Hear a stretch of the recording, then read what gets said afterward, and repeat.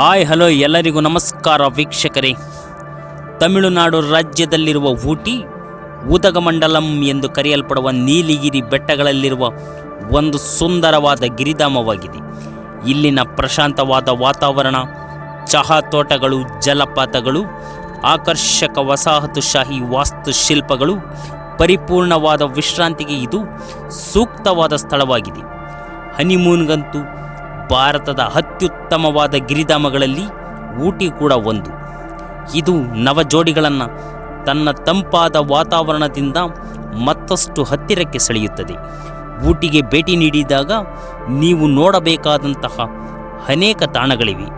ಅವುಗಳನ್ನು ಈ ವಿಡಿಯೋ ಮೂಲಕ ತಿಳಿಯೋಣ ಬನ್ನಿ ವೀಕ್ಷಕರೇ. ಬಟಾನಿಕಲ್ ಗಾರ್ಡನ್ಸ್ ಊಟಿಯಲ್ಲಿ ಕಂಡುಬರುವ ಅತ್ಯಂತ ಜನಪ್ರಿಯ ಸ್ಥಳಗಳಲ್ಲಿ ಒಂದಾಗಿದೆ. ತಮಿಳುನಾಡಿನ ತೋಟಗಾರಿಕೆ ಇಲಾಖೆಯಿಂದ ನಿರ್ವಹಿಸಲ್ಪಡುವ ಊಟಿಯ ಬಟಾನಿಕಲ್ ಗಾರ್ಡನ್ಸ್ ಸುಮಾರು 55 ಎಕರೆ ಭೂಮಿಯಲ್ಲಿ ಹರಡಿದೆ. ಇಲ್ಲಿ ವಿವಿಧ ಜಾತಿಯ ಸಸ್ಯಗಳು, ಗಿಡಮೂಲಿಕೆಗಳು, ವೃಕ್ಷಗಳನ್ನು ನೋಡಬಹುದು. 20 ಮಿಲಿಯನ್ ವರ್ಷಗಳಷ್ಟು ಹಳೆಯದಾದ ಪಳೆಯುಳಿಕೆ ಮರ ಮತ್ತು ಉದ್ಯಾನದಂತಹ ಅಪರೂಪದ ಜಾತಿಗಳ ಸಸ್ಯಗಳು ಇಲ್ಲಿವೆ.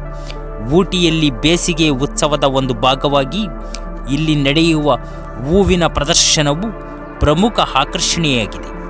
ಕ್ಯಾಥರಿನ್ ಜಲಪಾತವು ಅರಣ್ಯ, ಚಹತೋಟಗಳು ಮತ್ತು ಮೆಟ್ಟುಪಾಳೆಯಂ ಬಯಲು ಪ್ರದೇಶಗಳ ಸುಂದರ ನೋಟಗಳಿಂದ ಆವೃತವಾಗಿದೆ. ಡಾಲ್ಫಿನ್ನ ಮೂಗಿನ ಮೇಲ್ಭಾಗದಿಂದ ಈ ಜಲಪಾತವು ಸ್ಪಷ್ಟವಾಗಿ ಗೋಚರಿಸುತ್ತದೆ. ಸುಮಾರು 250 ಅಡಿಗಳಷ್ಟು ಎತ್ತರವಿರುವ ಈ ಜಲಪಾತದ ಪಾದವನ್ನು ತಲುಪಲು ಸಾಧ್ಯವಾಗದಿದ್ದರೂ ನಿಜವಾದ ಅದ್ಭುತ ನೋಟಕ್ಕಾಗಿ ಜಲಪಾತದ ಮೇಲ್ಭಾಗಕ್ಕೆ ಹೋಗಬಹುದು. ಈ ಜಲಪಾತಕ್ಕೆ ತಲುಪಲು ಕೊಟಗಿರಿ ಮುಖ್ಯ ನಗರಗಳಾದ ಊಟಿಯಿಂದ 36 ಕಿಲೋಮೀಟರ್ ಮತ್ತು ಕೂನೂರಿನಿಂದ 21 ಕಿಲೋಮೀಟರ್ ದೂರದಲ್ಲಿದೆ. ಇಲ್ಲಿಂದ ಬಸ್ಸು ಮತ್ತು ಕಾರುಗಳ ಮೂಲಕ ಉತ್ತಮ ಸಂಪರ್ಕವನ್ನು ಹೊಂದಿದೆ. ಅರವೇನು ಎಂಬ ಸಣ್ಣ ಪಟ್ಟಣದಿಂದ ಕ್ಯಾಥರಿನ್ ಜಲಪಾತವನ್ನು ಮುಖ್ಯ ಕೋಟಗಿರಿ ಮೆಟ್ಟುಪಾಲಯಂ ರಸ್ತೆಯಿಂದ ಮೂನ್ ರಸ್ತೆ ಮೂಲಕ ತಲುಪಬಹುದು. ಕ್ಯಾಥರಿನ್ ಜಲಪಾತಕ್ಕೆ ನೀವು ಭೇಟಿ ನೀಡಲು ಉತ್ತಮ ಸಮಯವೆಂದರೆ ಅದು ಅಕ್ಟೋಬರ್ನಿಂದ ಮೇವರೆಗೆ. ಮಳೆಗಾಲದ ನಂತರ ಜಲಪಾತವು ಪೂರ್ಣ ಹರಿವಿನಲ್ಲಿದ್ದಾಗ ಜಲಪಾತದ ಸೌಂದರ್ಯ ಅದ್ಭುತವಾಗಿ ಕಾಣಿಸುತ್ತದೆ. ಅವಲಾಂಚೆ ಅಭಯಾರಣ್ಯವು ನೀಲಗಿರಿಯ ಮಧ್ಯೆಯಲ್ಲಿ ನೆಲೆಸಿರುವ ಒಂದು ಸುಂದರವಾದ ಅಭಯಾರಣ್ಯವಾಗಿದೆ.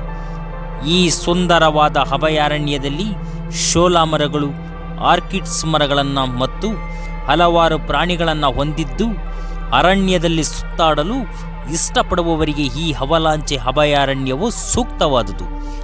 ಈ ಅವಲಾಂಚೆ ಅಭಯಾರಣ್ಯವು ಊಟಿಯಿಂದ ಸುಮಾರು 25 ಕಿಲೋಮೀಟರ್ ದೂರದಲ್ಲಿದೆ. ಸರೋವರದ ಶಾಂತತೆ ಮತ್ತು ಪ್ರಶಾಂತತೆಯು ಮನಸ್ಸಿಗೆ ಹಿತವಾದ ವಿಶ್ರಾಂತಿಯನ್ನು ನೀಡುತ್ತದೆ. ಈ ಅಭಯಾರಣ್ಯದ ಸರೋವರದಲ್ಲಿ ದೋಣಿ ವಿಹಾರ ಸೌಲಭ್ಯವಿದ್ದು, ನಿಮ್ಮ ಸಂಗಾತಿ ಅಥವಾ ಸ್ನೇಹಿತರ ಜೊತೆಗೆ ದೋಣಿ ವಿಹಾರ ಮಾಡಬಹುದು. ಈ ಸುಂದರವಾದ ಅಭಯಾರಣ್ಯಕ್ಕೆ ಭೇಟಿ ನೀಡಲು ಉತ್ತಮವಾದ ಸಮಯವೆಂದರೆ ಅದು ಮಾರ್ಚ್ ಮತ್ತು ಏಪ್ರಿಲ್ ತಿಂಗಳು. ದೊಡ್ಡ ಬೆಟ್ಟ ನೀಲಗಿರಿ ಪರ್ವತಗಳಲ್ಲಿ 2637 ಮೀಟರ್ಸ್ ಎತ್ತರದ ಪರ್ವತವಾಗಿದೆ. ಶಿಖರದ ಸುತ್ತಲೂ ಮೀಸಲು ಅರಣ್ಯ ಪ್ರದೇಶವಿದ್ದು, ಇದು ಊಟಿಯಿಂದ ಸುಮಾರು 9 ಕಿಲೋಮೀಟರ್ ದೂರದಲ್ಲಿದೆ. ಶಿಖರಕ್ಕೆ ರಸ್ತೆ ಪ್ರವೇಶದೊಂದಿಗೆ ಇದು ಜನಪ್ರಿಯ ಪ್ರವಾಸಿ ಆಕರ್ಷಣೆಯಾಗಿದೆ. ದೊಡ್ಡ ಬೆಟ್ಟದ ತುದಿಯಲ್ಲಿ ವೀಕ್ಷಣಾಲಯವಿದ್ದು, ಇಡೀ ಜಿಲ್ಲೆಯ ಭವ್ಯವಾದ ವಿಹಂಗಮ ನೋಟವನ್ನು ಆನಂದಿಸಲು ಸಾರ್ವಜನಿಕರಿಗೆ 2 ದೂರದರ್ಶಕಗಳ ಲಭ್ಯವಿದೆ. ಸುಂದರವಾದ ಕಣಿವೆ, ಕೊಯಮತ್ತೂರಿನ ಬಯಲು ಪ್ರದೇಶ ಮತ್ತು ಮೈಸೂರಿನ ಸಮತಟ್ಟಾದ ಎತ್ತರದ ಪ್ರದೇಶಗಳನ್ನು ಈ ಶಿಖರದಿಂದ ವೀಕ್ಷಿಸಬಹುದು. ಊಟಿ ಸರೋವರ. ಈ ಸರೋವರವು ಸುಮಾರು 65 ಎಕರೆ ಪ್ರದೇಶದಲ್ಲಿ ಹರಡಿಕೊಂಡಿದ್ದು, ಊಟಿಯಲ್ಲಿ ಭೇಟಿ ನೀಡಲು ಅತ್ಯಂತ ಉಲ್ಲಾಸಕರ ಮತ್ತು ಸುಂದರವಾದ ಸ್ಥಳಗಳಲ್ಲಿ ಒಂದಾಗಿದೆ. ಊಟಿ ನಗರದಿಂದ ಸರಿಸುಮಾರು 2 ಕಿಲೋಮೀಟರ್ ದೂರದಲ್ಲಿದ್ದು ನೀಲಗಿರಿ ಜಿಲ್ಲೆಯ ಹಸಿರು ಬೆಟ್ಟಗಳಿಂದ ಆವೃತವಾಗಿದೆ. ಊಟಿ ಸರೋವರದ ಬಳಿ ತಮಿಳುನಾಡು ಪ್ರವಾಸೋದ್ಯಮ ಅಭಿವೃದ್ಧಿ ನಿಗಮವು ಬೌಟಸ್ ಅನ್ನು ನಿರ್ವಹಿಸಿದೆ.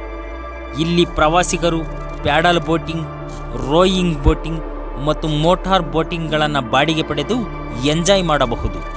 ಅಕ್ಟೋಬರ್ ಮತ್ತು ಜೂನ್ ತಿಂಗಳಲ್ಲಿ ಈ ಸ್ಥಳಕ್ಕೆ ಭೇಟಿ ನೀಡಲು ಉತ್ತಮ ಸಮಯ. ಧನ್ಯವಾದಗಳು.